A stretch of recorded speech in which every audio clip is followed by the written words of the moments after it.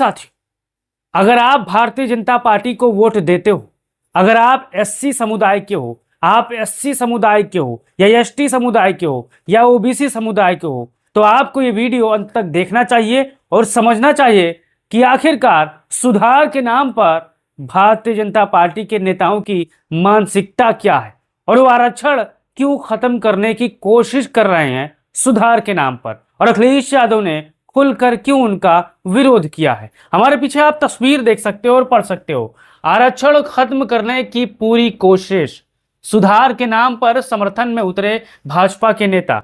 अखिलेश ने कहा आरक्षण था, है और रहेगा। जैसा कि आपको पता है 2024 के लोकसभा चुनाव में जब से पिछड़ों ने, दलितों ने, अल्पसंख्यकों ने यूपी में भारतीय जनता पार्टी को कस के तमाचा मारा है, तब से भारतीय जनता पार्टी वालों का अंचर पंचर ढीला हो गया है। भारतीय जनता पार्टी समय समय पर आरक्षण खत्म करने की उनके जो नेता हैं वो दबे जुबान से बात करते हैं, लेकिन मंच से नहीं कर पाते हैं। जानते हैं कि यूपी में पिछड़े, दलित, अल्पसंख्यकों की आबादी ज्यादा है। अब पूरा मामला क्या हुआ, आज मैं आपको स्टेप बाय स्टेप समझाने वाला हूं। अब यहां पर देखिए, आरक्षण पर फिर गरमाया संग्राम।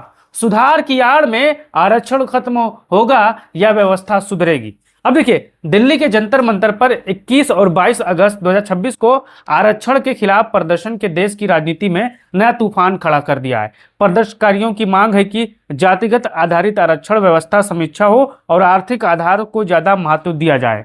यानी जो इस श्रेणी में है, जो जंतर मंतर पर मौजूद था, उसमें ज्यादातर सवर्ण समाज के लोग थे।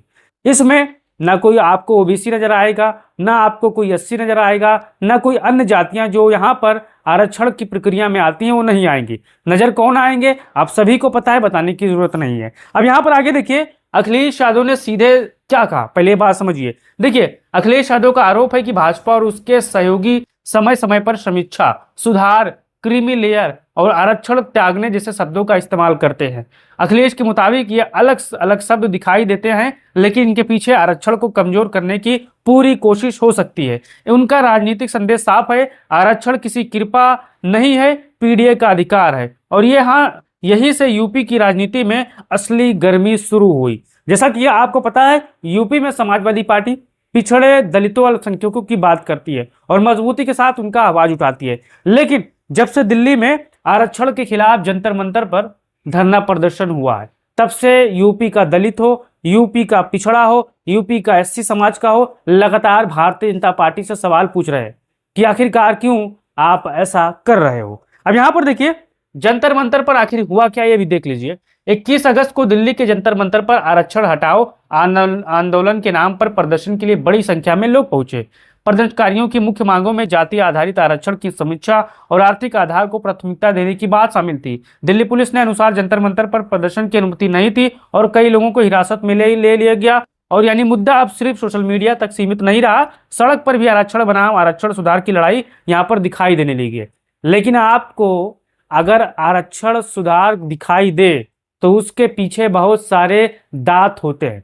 जैसा आपको पता है, हाथी के दो दांत होते हैं, एक खाने वाला, एक दिखाने वाला। तो यहां पर आप भी समझिए, भारतीय जनता पार्टी, उनके संगी साथी, यहां पर आप देख सकते हो, ये वही लोग हैं जो आरक्षण हटाओ के नारा अपने तमाम राजनीतिक मंचों पर लगाते हैं। और उनके बीच में कौन बैठे हुए हैं, उत्तर प्रदेश के सम्मानित नेता जो कि डिप्टी सीएम है, ब्रजेश पाठक। वो क्या लिखते हैं यहाँ पर देख सकते हो, क्या लिखते हैं यहाँ पर, नई दिल्ली के जंतर मंतर पर आरक्षण सुधार आंदोलन का नेतृत्व कर रहे श्री हर्ष दुबे जी के साथ लखनऊ में पत्रकार वार्ता कर छात्राओं के प्रतिनिधिमंडल की मांग और उनकी चिंताओं की गंभीरता को दृष्टिगत उन्हें पूर्ण रूप से आश्वस्त किया। आगामी 2 दिनों में उनकी मांगों को केंद्रीय नेतृत्व के समक्ष प्रभावी ढंग से रखा जाएगा तथा संबंधित केंद्रीय मंत्री जी से इनकी भेंट भी सुनिश्चित कराई जाएगी। यानी ये साहब, ये जो दिल्ली की जंतर मंतर पर आरक्षण लेने वालों को भर भर के गालियां दे रहे थे, भर भर के कोस रहे थे, इनके साथ ये बैठे हुए हैं और ये क्या कह रहे हैं, इन दोनों को हम साथ ले जाएंगे और केंद्रीय मंत्री जी से इनकी भेंट कराएंगे और सुनिश्चित कराई जाएगी। छात्रों के उज्जवल भविष्य हेतु हमारी सरकार का प्रतिबद्ध है कि किसी भी छात्र के साथ कोई अन्याय नहीं होगा। हमारी सरकार सभी का साथ लेकर यहाँ पर चलेगी। अभी साहब कहते हैं हमारी सरकार सबके साथ लेकर चलेगी। लेकिन एक सवाल है कि जब चुनाव आता है तब आरक्षण हटाने की बात क्यों होती है?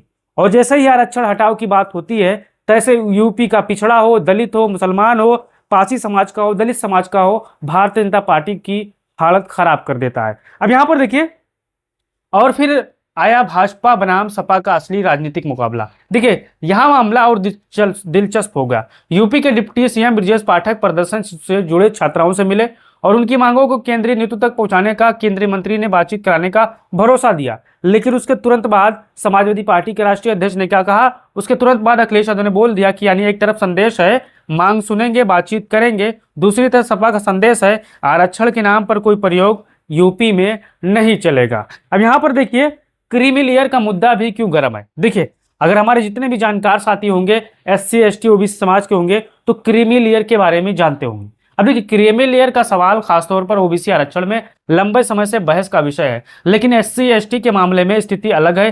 केंद्र सरकार ने सुप्रीम कोर्ट में एससी एसटी आरक्षण में क्रीमी लेयर लागू करने के विचार का विरोध किया है और सामाजिक भेदभाव के ऐतिहासिक आधार का महत्वपूर्ण बताया है। इसलिए यहां भी तस्वीर उतनी सीधी नहीं है कि सरकार आरक्षण खत्म करने जा रही है, लेकिन भारतीय जनता पार्टी के बड़े बड़े नेताओं की जुबान पर ये चीजें आती जरूर रहती हैं। ऑन कैमरा ऑफ कैमरा आप जब उनसे मिलोगे तो उनसे जरूर इसके बारे में पूछना, तो इसके बारे में जरूर वो बताएंगे। अब यहाँ पर अंतिम सवाल है, फिर अखिलेश इतना आक्रामक क्यों हुए।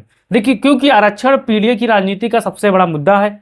समाजवादी पार्टी राजनीति में पीढ़ी, पिछड़ा, दलित और अल्पसंख्यक एक बड़ा राजनीतिक आधार है। ऐसे में आरक्षण पर हमला सपा की राजनीति सिर्फ सरकारी नौकरी का सवाल नहीं है, यह सवाल बनता है किससे सरकारी नौकरी मिलेगी, किससे शिक्षा में अवसर मिलेगा, किसका प्रतिनिधित्व सत्ता और स्थानों में बढ़ेगा। यही वजह है कि अखिलेश यादव इसे पीढ़ी का अधिकार से यहाँ पर जोड़ रहे हैं। तो अगर आप भी चाहते हो कि यूपी में और देश में जो आरक्षण हटाने की सोच रहे हैं, जो सुधार के नाम पर हम और आपका हक छीनने की कोशिश के फिराक में है, क्या आप उनको हटाओगे?